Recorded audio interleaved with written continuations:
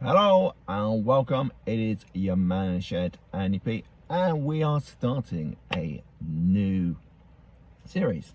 This series is called On This Day. So it's quite a simple one.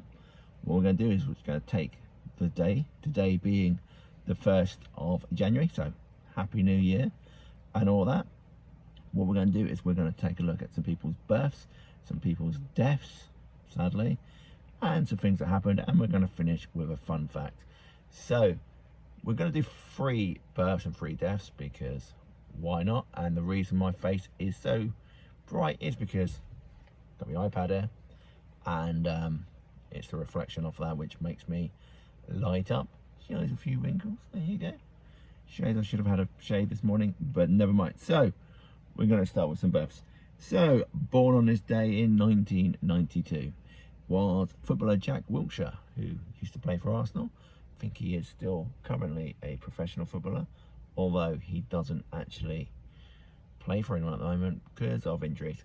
Good footballer, unfortunately suffered a lot of injuries and his career is basically cut short, but very good player.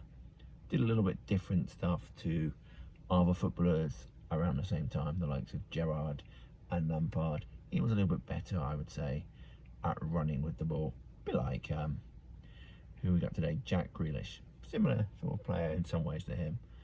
Had a bit of style about him. Also born on this day in 1752. So obviously we're all going to know this one, is an entrepreneur called Betsy Ross. Now, who the hell is Betsy Ross, Andy? You're just giving us a name.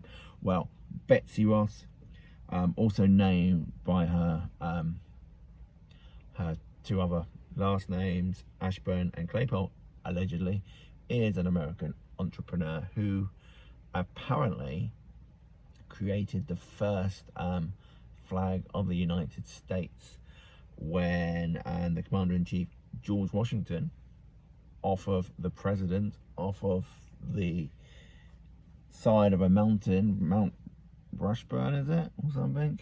About him anyway, the one who used to be president, the one that the city and the state are probably named after him.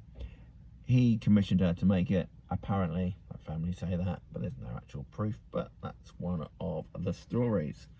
And also born on this date is Manuel Roxas, who was the 5th president of the Philippines between 1946 and 1948. So he was the one who had to sort out the aftermath of the Second World War.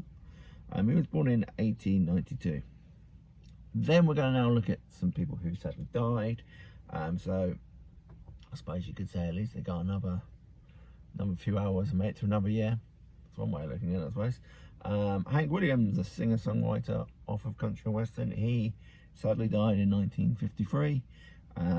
Serial killer Fred West, yep, him off of Fred and Rose. He killed himself in prison in 1995. What a great loss.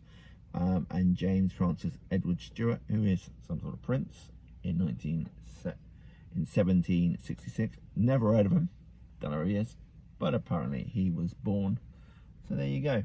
So what happened on the 1st of January? Well, obviously it's New Year's Day in a lot of places. Well, most places. Well, apart from China, everywhere else. The Emancipation Proclamation, which freed enslaved people in the Confederacy, the states in rebellion against the Union during the American Civil War, was issued by US President Abraham Lincoln.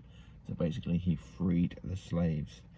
There you go. And we're going to finish, as we will most of these, with a fun fact. So what does the phrase ship ahoy mean? Well, ahoy from ahoy, ahoy being Middle English greeting dating back to the 14th century, used to hail ships, a boat or a person, or to attract attention. So that's what ship ahoy is. Who knew? Anyway, this has been January the 1st. And there you go. That's on this day in history. Hope you enjoyed it. Pop back tomorrow and I'll give you January the 2nd. See you, pals.